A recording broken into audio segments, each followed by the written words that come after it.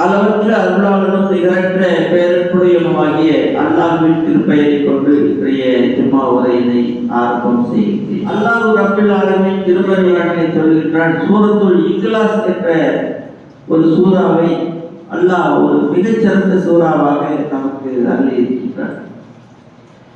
இந்த சூறாவை பற்றி நபிகள் நாயகம் ஸல்லல்லாஹு அலைஹி வஸல்லம் அவர்கள் மிக சிலாகித்து சொல்லியிருக்கின்றார்கள். இந்த சூறாவை ஒரு மனிதன் தொழுகையில் ஓதுவதும் அவன் இந்த கொள்கையை தன்னுடைய உள்ளத்தில் ஆழமாக பதிய வைத்துக் கொண்டானேயானால் இந்த சூறாவின் அடிப்படையிலே அவனுடைய வாழ்க்கை அமைந்திருக்குமேயானால் நிச்சயமாக அவன் சொர்க்கம் சென்று விடுவான் என்று அல்லாஹ்வுடைய தூதர் நபிகள் நாயகம் ஸல்லல்லாஹு அலைஹி வஸல்லம் அவர்கள் அருளியிருக்கிறார்கள்.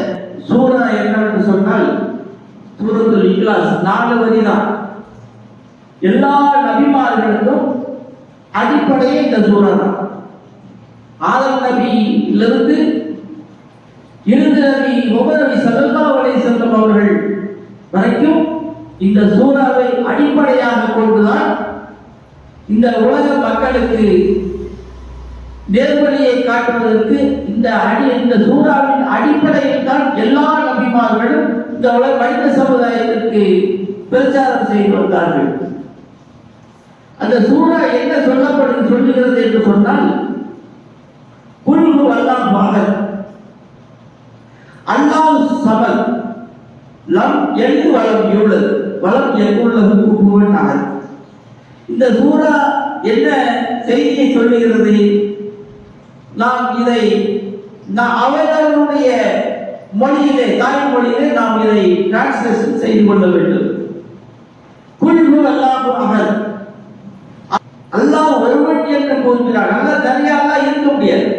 2 கடவுள்கள் இருக்க முடியாது, 3 கடவுள்கள் இருக்க முடியாது. அல்லாஹ்வே திருமறை குர்ஆனில் சொல்கிறான், அவர்கள் 3 கடவுள்கள் என்று சொன்ன காரணத்தினால் அவர்கள் வழிகேட்டு போய்விட்டார்கள். 3க்கு மேற்பட்ட கடவுள்களை அவர்கள் வணங்கி வந்த காரணத்தினால் அவர்கள் நரகவாசிகளாக ஆகிவிட்டார்கள் என்று யகூதிகளையும் நஸ்ரானிகளையும் அல்லாஹ் சொல்லி காட்டுறார். லேனல்லாஹு யகூதவன் நஸாரா என்று நபிகள் நாயகம் ஸல்லல்லாஹு அலைஹி வஸல்லம் அவர்கள் கூட கடைசி மரண தருவாயிலே இருக்கும் பொழுது அந்த விஷயத்தை மக்களிடத்தில் சொல்லுகிறார்கள். லேனல்லாஹு யகூதவன் நஸாரா, நஸ்ரானிகள் மீதும் யூதர்கள் யகூதிகள் மீதும் கிறிஸ்தவர்கள் மீதும் அல்லாஹ்வுடைய சாபம் இறங்குகிறது என்று அல்லாஹ்வுடைய தூதர் சொல்கிறார். ஏன் என்று சொன்னால் அதற்கு அடுத்து விளக்கமும் தருகிறார்கள். அதில் சொல்கிறார்கள், அவர்கள் நபிமார்களையும் இறந்த நபிமார்களையும் சிலைகளையும் அவர்களாக தயாரித்துக் கொள்வதை எல்லாம் கடவுள் என்று அல்லாஹ்வுக்கு இறைகள் பிரித்துவிட்ட காரணத்தினால் அவர்களுக்கு மீது அல்லாஹ்வுடைய சாபம் இறங்குகிறது. அல்லாஹ்வுடைய தூதர் மேற்கொண்டு சொல்றாங்க, என்னுடைய அடக்க ஸ்தலத்தை வணக்க ஸ்தலமாக ஆக்கி விடாதீர்கள். இந்த சொல்லிட்டு இதெல்லாம் சொல்றாங்க, என்னுடைய அடக்க ஸ்தலத்தை வணக்க ஸ்தலமாக ஆக்கி விடாது. இன்னைக்கு வரைக்கும் நபிகள் நாயகம் ஸல்லல்லாஹு அலைஹி வஸல்லம் அவர்களுக்கு தர்கா கிடையாது. அங்க போய் தியானம் பண்றது, அங்க தர்கால போய் வேண்டிக்கிறது இதெல்லாம் கிடையாது. இப்ப இந்த தர்கால எப்படி உருவாகுச்சு அப்படின்னா, பிரமத கலாச்சாரம் அங்கிருந்து காப்பி அடிக்கப்பட்டது. நபிகள் நாயகம் ஸல்லல்லாஹு அலைஹி வஸல்லம் அவர்கள் தர்காக்களை உடைத்து தள்ளி இருக்கின்றார்கள். உடைத்து தள்ளிவிட்டு தான் இந்த கொள்கையை சொல்லுகிறார்கள். குல் ஹுவல்லாஹு அஹத், அல்லாஹ் ஒருவன் என்று கூறுகிறாங்க. அல்லாஹ் ஸமத், அல்லாஹ் ஒருத்தர்னா 2 அல்லாஹ் இருக்க முடியாதுல்ல. உதாரணத்துக்கு சொல்றதுன்னா ஒருவருக்கு நிறைய விளக்கம் தரலாம்.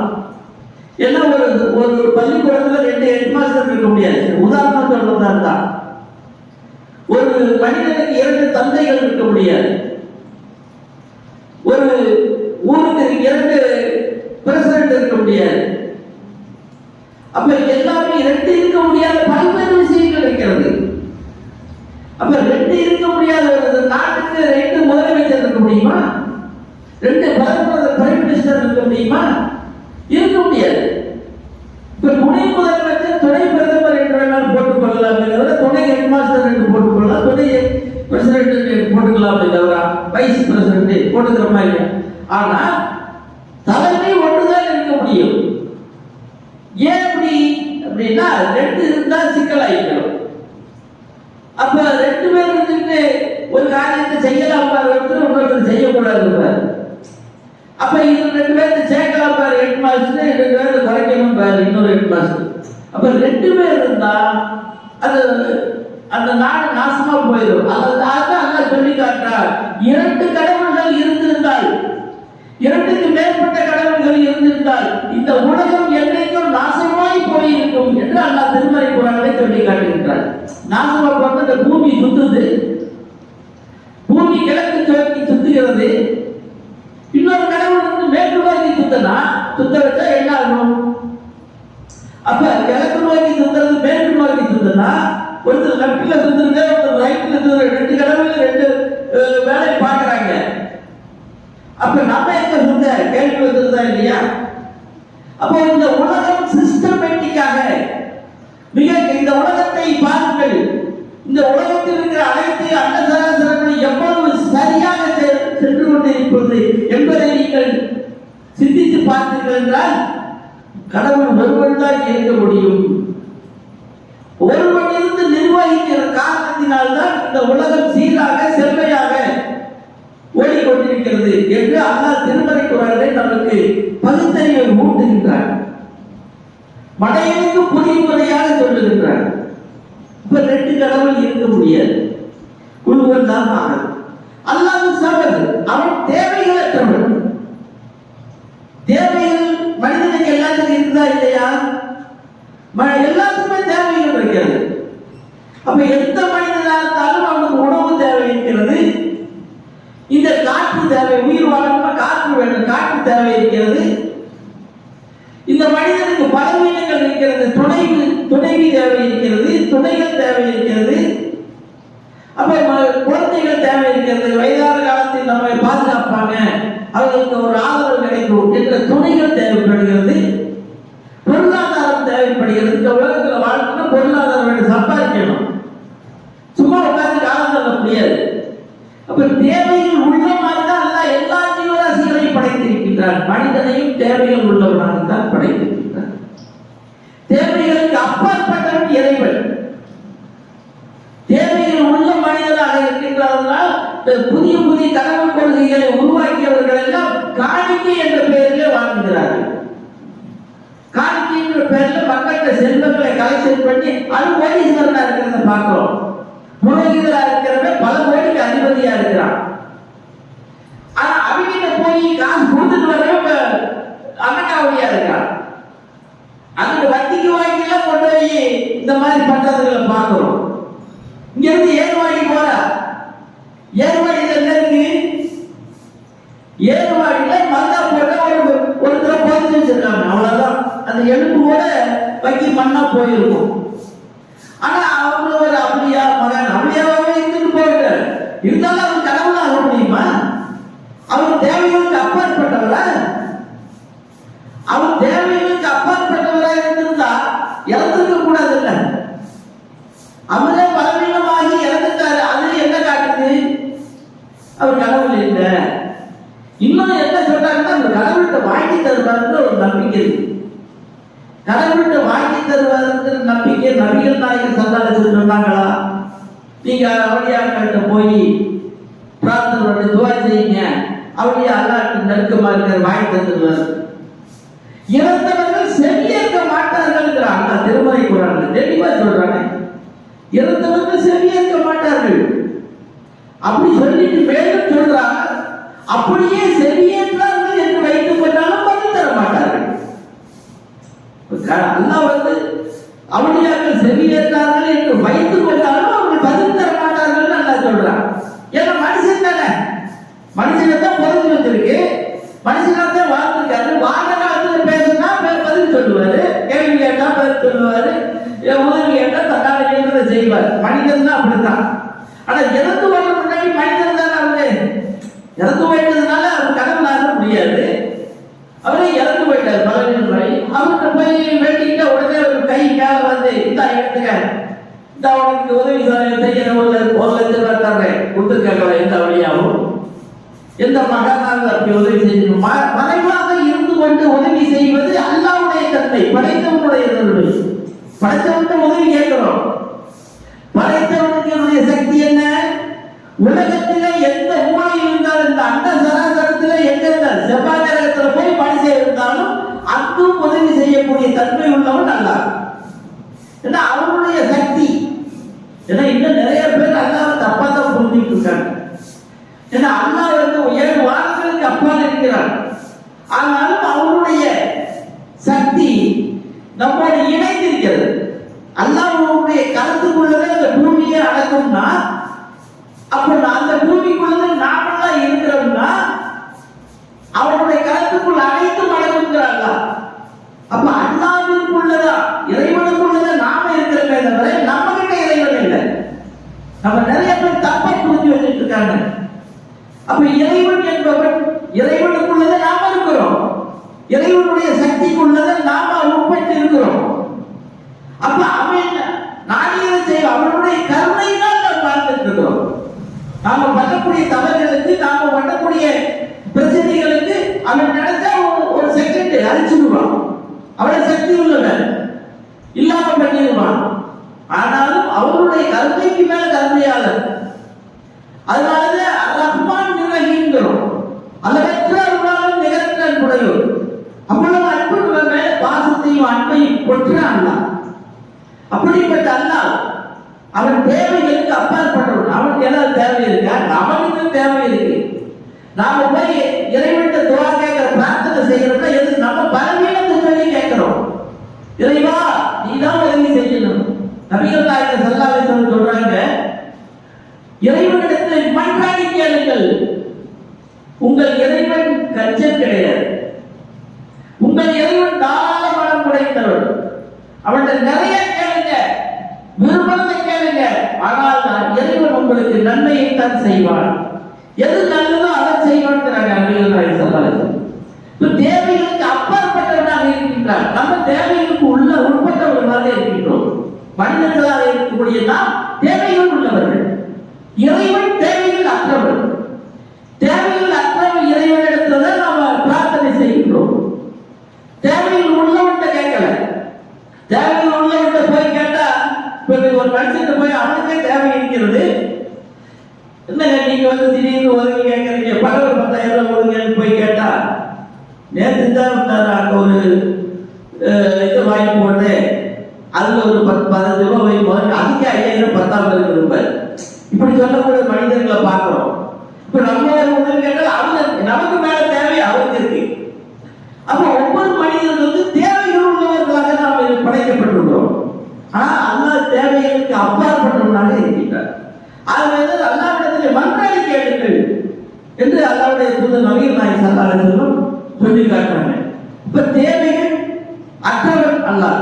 குல் ஹுவல்லாஹு அஹத் அல்லாஹு ஸமத் லம் யலித் வலம் யூலத்.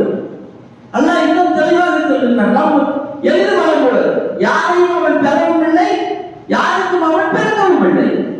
அல்லாஹ் யாருக்காவது அல்லாஹ்வுக்கு அப்பா அம்மா இருக்காங்களா? பெண் பிள்ளை இருக்கிறாங்களா? அல்லாஹ்வுக்கு பிறந்தவர்களுக்கு அல்லாஹ்வாக இருக்கணும். அல்லாஹ்வுக்கு மகன் என்று சொன்னார். அல்லாஹ்வுக்கு மகன் என்று சொன்ன காரணத்தினால் அவர்கள் நரகவாசிகளாக ஆகிவிட்டார்கள் என்று அல்லாஹ் திருமறைக்கு வார்த்தை சொல்லுகிறார். அல்லாஹ்வுக்கு எதுக்கு மகன் தேவை? அப்ப அல்லாஹ்வுக்கு பிறந்தவர்களுக்கு அல்லாஹ்வாக தான் இருக்க முடியும். இறைவனுக்கு மகன் சொன்னீங்க, நான் கடவுளுக்கு மகன் சொன்னா கடவுளுடைய மகன் கடவுளாக தான் இருக்க முடியும். அப்ப கடவுளுக்கு மகன் கடவுளுக்கு குழந்தைகள் நிறைய உற்பத்தி ஆகுதுன்னா இன்னைக்கு பார்த்துட்டு கடவுள் நம்ம எவ்வளவு நாளா இருக்கிறோம்? நம்ம ஒரு 50,000 வருஷம் 1,00,000 வருஷம் பார்த்து மனித சமுதாயம் பிரபுவில் இருக்கு. ஆனா அதுக்கெல்லாம் குருப்புலாம் ஒன்றும் கிடையாது. ஆனா அல்லாஹ்வுக்கு போயிட்டு அல்லாஹ் எப்போ இருந்துட்டு இருக்கிறவன் இல்லை. அல்லாஹ்வுக்கு குழந்தைன்னு சொன்னா உலகம் பூரா அல்லாஹ்வா தான் இருக்குது. ஒரு ஆளுக்கு 3,000 கடவுள் 10,000 கடவுள் 50,000 கடவுள் கூட வச்சுக்கலாம். ஏன்னா அப்படி ஆயிப்போயிருமா இல்லையா? அப்ப அல்லாஹ்வுக்கு குழந்தை இருக்கிறது வாய்ப்பு கிடையாது. அறிவு பொறுப்பா சிந்திச்சோம்னா அப்படி இல்லை. அல்லாஹ்வுக்கு பெற்றோர்கள் இருக்கிறாங்களா? யாரையும் அவன் பெறவில்லை, யாருக்கும் அவன் பிறக்கவும் இல்லைன்னு நல்லா சொல்றான். அப்ப அல்லாஹ்வுக்கு இன்னாருக்கு பிறந்தார் அல்லாஹ் அப்படின்னு சொல்ல முடியுமா? இந்த கடவுள் வந்து இன்னாருடைய மகன் கடவுள் அப்படின்னு சொல்ல முடியுமா? ஏன்னா கடவுளுக்கு பெற்றோராக அவரும் கடவுளாக தான் இருக்க முடியும். கடவுளுக்கு பெற்றோர்னு சொன்னோம்னா, கடவுளுக்கு அப்பா அம்மான்னு சொன்னோம்னா அந்த அப்பா அம்மா கடவுளா இருக்க முடியும். அப்ப அவங்கள பெற்ற இடத்துல அவங்க அப்பா அம்மா இருப்பாங்கல்ல, அவங்க கடைசியில் எங்க போய் முடியும்? இது முடிவு இல்லையா? அதனாலதான் அல்லாஹ் அவன் யாரையும் அவன் பெறவும் இல்லை, யாருக்கும் அவன் பிறக்கவும் இல்லை. பிறந்திருந்து அல்லாஹ் இருக்க முடியாது. ஒரு மனிதனுக்கு பிறந்திருந்தால், ஒரு பெண்ணின் வயிற்றில் பிறந்திருந்தால் அவர் கடவுளாக இருக்க முடியாது. கடவுளுக்கு பிறப்பு கிடையாது, இறப்பு கிடையாது. அப்ப கடவுள் நித்திய ஜீவன், எப்ப என்றென்றும் இருக்கக்கூடியவர். நம்மளுடைய உயிர் எவ்வளவு? ஒரு 50 வருஷம், 100 வருஷம், 25 வருஷம், ஒரு 100 வருஷம் உயிர் அதிகபட்சம். ஆனா கடவுள் அப்படியா? கடவுளுக்கு ஏதாவது வயசு இருக்கா? அவன் எப்பவும் நிரந்தரமா இருப்பானே. ஆனா நாம் அப்படி கிடையாது. இப்ப மனிதன் இன்னைக்கு இருக்கிறோம், நாளைக்கு இருப்போமான்னு சொல்ல முடியாது, கேரண்டி கிடையாது. அப்ப நாம பலவீனமானவர்கள். நமக்கு ஒரு ஏஜ் இருக்கு, ஒரு குறிப்பிட்ட காலம் வரைக்கும் தான் இந்த பூமியில நம்ம இருக்க முடியும். ஆனா கடவுள் என்பவன், அல்லாஹ் என்பவன் அப்படி அல்ல, நிரந்தரமாக இருக்கக்கூடியவன்.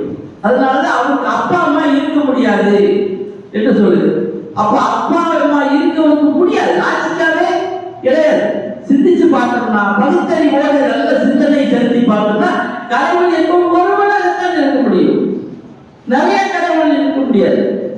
அப்ப கடவுளுக்கு அப்பா அம்மா இருக்க முடியாது, குழந்தை குட்டி இருக்க முடியாது, கடவுளுக்கு தேவைகளும் இருக்க முடியாது. அப்ப அவன் கொடுக்குற இடத்துல இருக்கிற, நம்ம வாங்குற இடத்துல இருக்கிறோம், கேட்கிற இடத்துல இருக்கிறோம். இப்ப அவனுக்கு கஞ்சம் கிடையாது. அப்ப கடவுளுக்கு தேவை. அப்ப அவனுக்கு இணையாக இந்த உலகத்தில் எதுவுமே இல்லை. குழுவல்லாக அல்லாஹ் சமன் லம் யலித் வலம் யூலத் வலம் யகுல் லஹு குஃபுவன் அஹத். அவனுக்கு இணையாக இந்த உலகில் எதுவுமே இல்லை.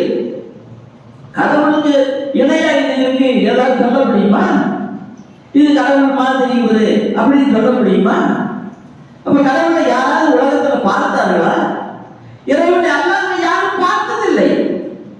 நபிகள் நாயகம் ஸல்லல்லாஹு அலைஹி வஸல்லம் அவர்களே சொல்லுகிறார்கள், கடவுளை நீங்க பார்த்தீங்களா என்று கேட்டபோது, மெஹராஜ் பயணம் போயிட்டு வந்தாங்கல்ல, நபிகள் நாயகம் ஸல்லல்லாஹு அலைஹி வஸல்லம் மெஹராஜுக்கு போயிட்டு வந்து அந்த விஷயங்களை சொல்லும் பொழுது சகாபாக்கள் கேட்கிறாங்க, நீங்கள் இறைவனை சந்தித்தீர்களா?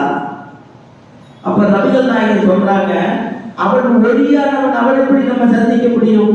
அவனை சந்திக்கவில்லை. பல நபிமார்களை சந்தித்து வந்தார்கள் நபிகள் நாயகம் ஸல்லல்லாஹு அலைஹி வஸல்லம். ஆனால் இறைவனை அவன் ஒளியானவன், அவனை சந்திக்க முடியாது, பார்க்கிற சொல்லி கிடையாது.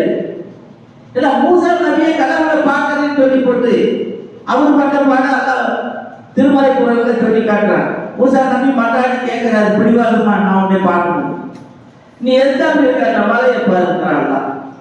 அந்த மலை அந்த இடத்துல இருந்தா நீ என்னை பார்க்கலாம். அல்லாஹ் ரப்பல் ஆலமீன் அந்த மலையின் பார்வையை செலுத்துகிறான். அந்த மலை துல்லாமல் ஆகிவிடுகிறது. அந்த இடத்துல மூர்ச்சி ஆகிறாங்க.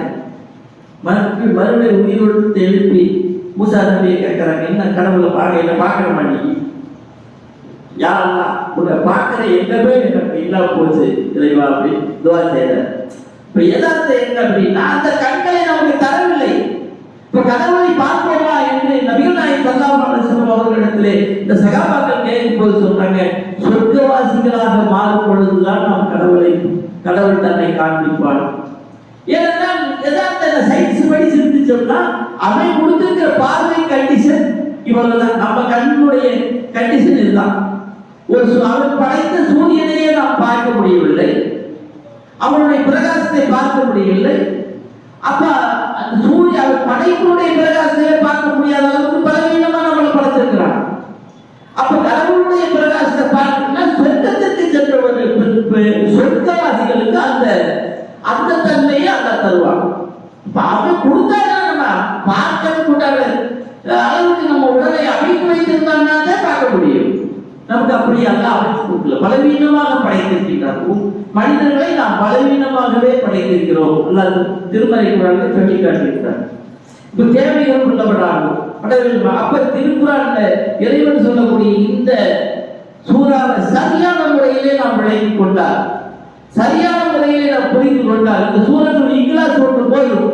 ஒரு மனிதன் ஏகத்துவவாதியாக ஆகுவதற்கு, அவன் சொர்க்கம் செல்வதற்கு இந்த இந்த சூறாவின் அடிப்படையில் இருக்க வேண்டும். அவர் எவ்வளவு தொழுதிருந்தாலும் சரி, எவ்வளவு நோக்கு வச்சிருந்தாலும் சரி, எவ்வளவு தான தர்மங்கள் செஞ்சிருந்தாலும் சரி, இந்த சூரத்தில் இக்கலாசிலே அவர்கள் கோட்டை விடுவார்களே ஆனால் சொர்க்கம் செல்ல முடியாது, இணைவைப்பு கொள்கைக்கு போயிடும். இதுதான் நபிகளாய் ஸல்லல்லாஹு சொல்றாங்க. இந்த சூரத்துல் இக்லாஸ் என்ற இந்த சூறாவின் அடிப்படையிலே தான் அனைத்தும் இருக்க வேண்டும். இப்ப நபிகள் நாயகம் ஸல்லல்லாஹு அலைஹி வஸல்லம் அவர்களுக்கு சூனிய வைத்ததாக சொல்றாங்களா இல்லையா? இது யாருடைய தன்மை? இது கடவுளுடைய தன்மை. அப்ப ஒரு மனிதன் இன்னொரு மனிதனை பலவீனப்படுத்த முடியாது.